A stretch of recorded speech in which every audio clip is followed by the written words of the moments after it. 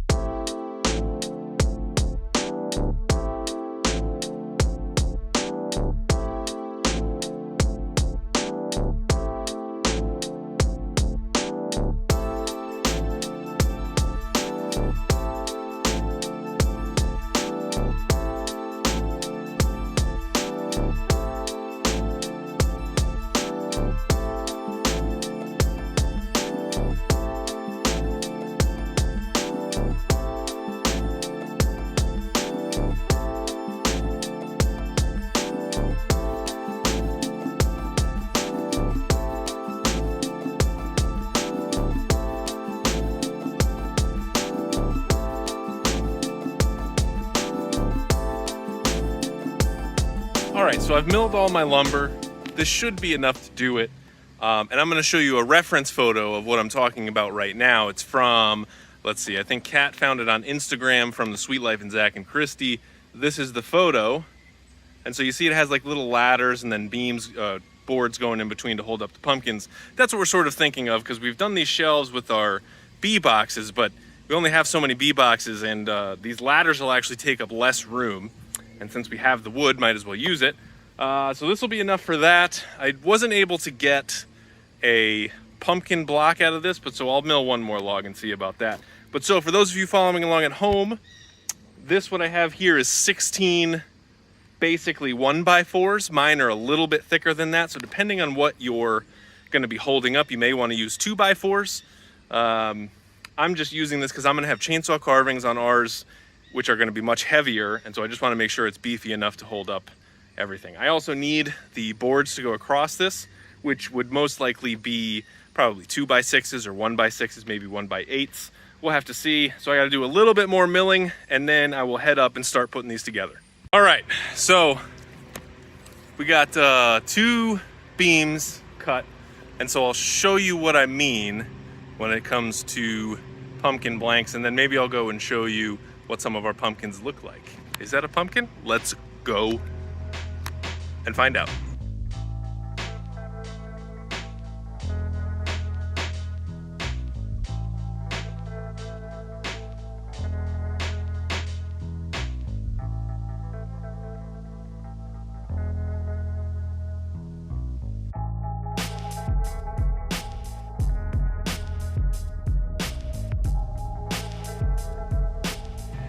All right,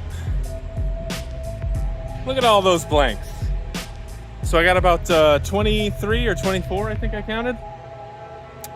I'm gonna go drink some water and then I will come back down and start carving these up. And I'll show you guys the pumpkins that we have now and hopefully we can turn these all into pumpkins. Let's go! All right, so before I show you the finished pumpkins, or the mostly finished pumpkins, because we're gonna be doing them as like jack-o'-lanterns. It's also fitting like fully orange tractor, orange chainsaw, everything's orange. But so these are my little blocks that I have. So basically all I'm gonna do is I'm gonna cut these edges off and then do a little swoop and turn them into blanks like this. So we do all kinds of different sizes because my feeling is people are gonna wanna get them as like a set. And this was an idea that Catherine had like a while ago. and I tried to do a couple, just didn't really look right. These are coming out looking way better. All right, so I'll show you my process on how I do them.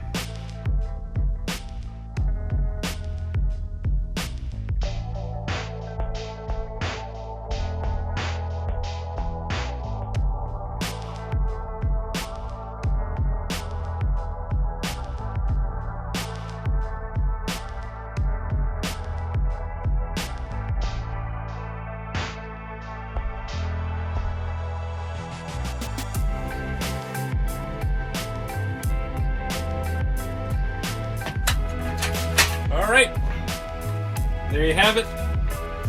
Little baby pumpkin blank. We'll bring these up here to my master painter.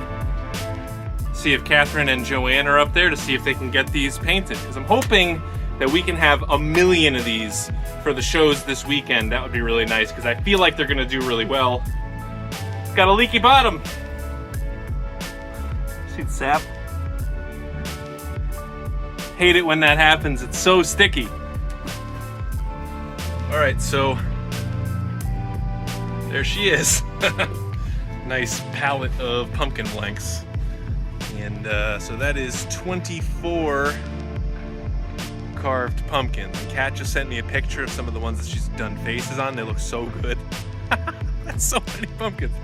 All right, so now I'm gonna do the stems. And so what we're gonna do with that is I have these, I'm gonna need more. So I have these supposed to be 1-bys, but I think they ended up being like 1.5 inches that I milled. So I'm gonna throw these on my jaw horse there and just kind of round them off a little bit. Found the biggest spade bit that I have is 1.5 inches.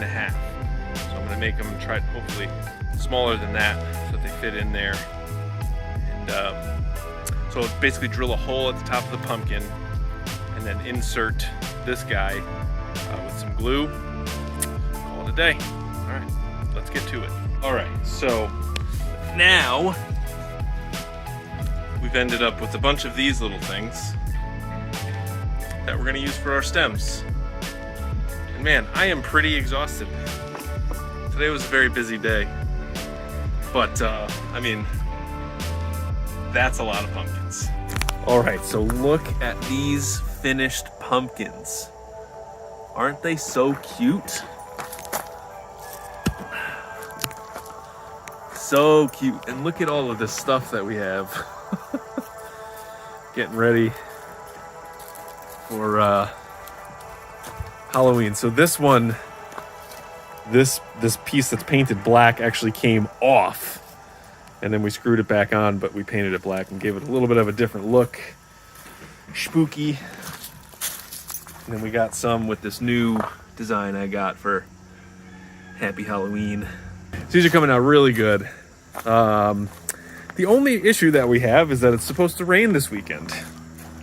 Again. So that's troublesome.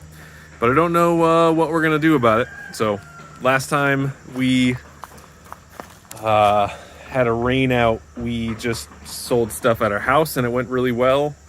But we made the decision because it wasn't going to rain. It actually didn't rain that much. So we made the decision to, if it happens again, we're just going to go. So we are going, and that is that. What I did, like I told you, I cut a little hole in the top and put these in there. And they're wood glued, so it should be all good. Love it. All right, so next up, I'm going to go grab that lumber that I made. I'm going to come back up and I'm going to start building those ladder systems. And then I think later today I'll mill some wood for the planks and get started because we got to pack up tomorrow morning. Tomorrow's Friday, so we pack up for our shows, and I'm going to help Catherine set up on Friday for the show on Saturday, and then I'll pack up, I guess maybe the bus for our show on Saturday, which will be kind of exciting. First like actual trip in that. So here's all the lumber I got. You know, I wasn't too careful when I was cutting, so as you can see, some of them are a little thinner, some of them are a little thicker. So I've just sort of grouped them together to see. And I mean, in the end, it doesn't really matter. But so let's see. So I'm gonna need 4 total ladders, because we're going to basically be able to have 2 sets of shelves. I'm probably going to set up to be about 8 feet wide. So that means I need 16 uprights. We call them uprights. So I need 16 uprights, and then like 2, 4, 6, wow, like 36 verticals. You'll see what I'm talking about in a second.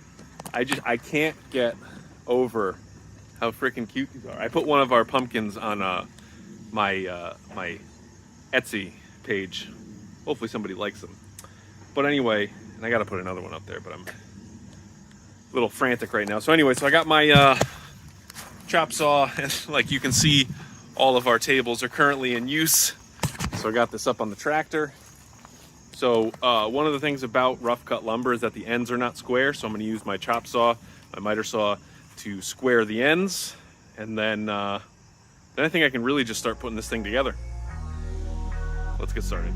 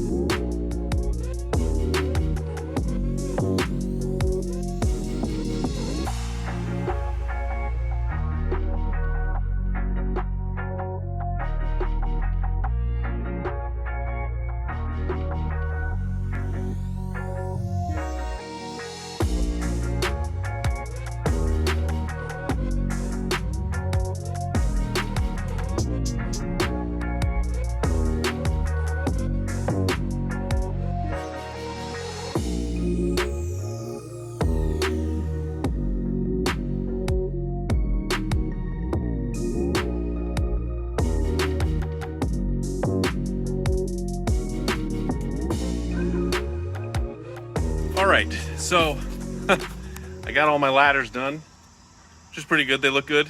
Now we got these hinges here. So it is time to put these together. And I guess, so I mean, there's 2 things, 2 ways that this can go. But I think I'm gonna set this up so that this is on the top. So like right now we're looking at the inside. So I'll set this up just on the inside there, screw it in, screw the other one over there, flip it over and connect the other one, or something like that. We'll have to figure it out. But coming along, almost done with these, which I'm really glad. Putting all these together was a pain in the butt, but they're all glued and screwed. They should be nice and strong. So looking forward to how these come out.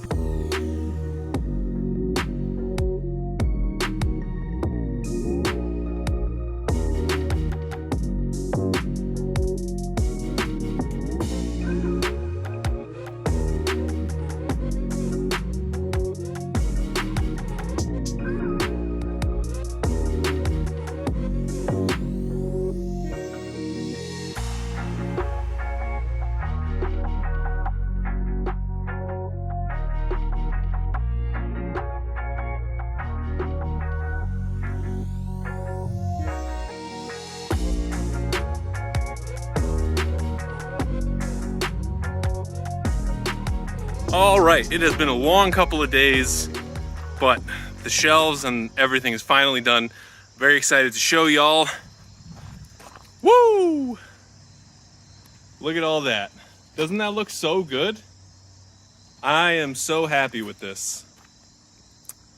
The thing I think that makes me the most happy is that Catherine showed me a picture, and without planning anything or whatever, just went and did it. So I am also really happy that the pumpkins fit on there. The ghosts, I started off making them a little smaller than they are, but it just became easier to just do them a little bit bigger. And I think, people in general like them bigger, so they fit more on the top shelf because they're a little too tall to fit in between, but I made the spaces in between 2 feet. So all of these pumpkins fit nicely. So that means all the mushrooms will fit nicely. And the thing that I like most about it is that it's 9 foot 6 inches, because our spaces are usually 10 feet. So that gives us a little bit of leeway. And I just think that looks so cool. And, you know, it is also very sturdy. So anyway, Catherine's coming home right now. I'm sure she's really gonna like it. But so I just finished, wanted to show you guys. And thank you guys very much for watching this video, and I'll see you next time.